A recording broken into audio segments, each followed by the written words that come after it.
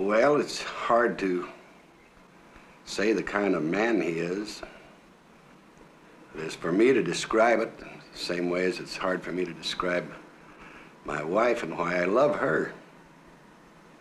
It's one of those mutual things, but to me, Truman is a man of the 19th, 20th century, atmosphere of community life that was existent in all cities and communities during that era. He was brought up in it. It was an era of when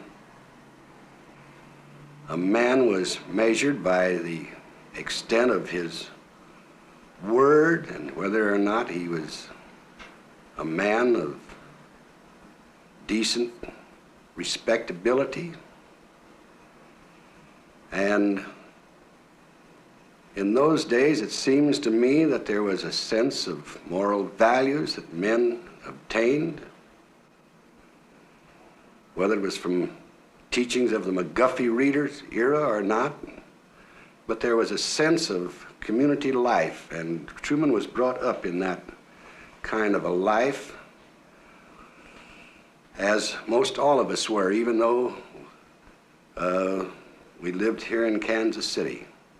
What I'm getting at, in that time, there was a spirit of when someone in the block got sick, my mother would go up and take care of them, and if she would get sick, the neighbors would come down and take care of us, and we weren't too proud to go next door and borrow a cup of sugar, and if we had anything that those needed next door, why, they were welcome to it. That was the sort of the era that I'm talking about. In that kind of an era, grew up to be a man who's devoid, I think, and as men generally were in those days, of hiding their faults and pretensions under that cloak of public attitude that so many public men take refuge in. Truman is outspoken.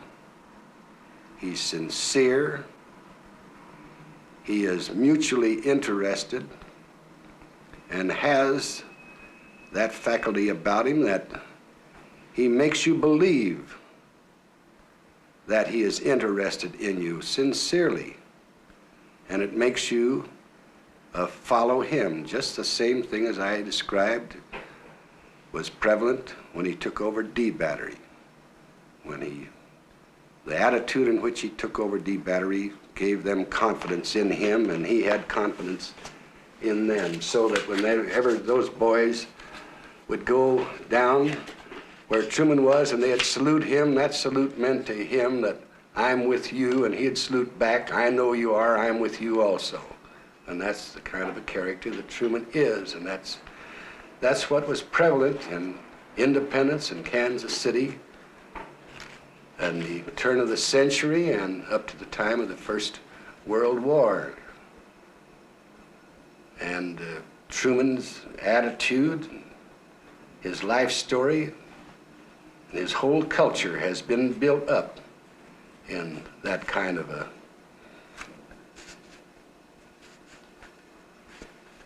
society.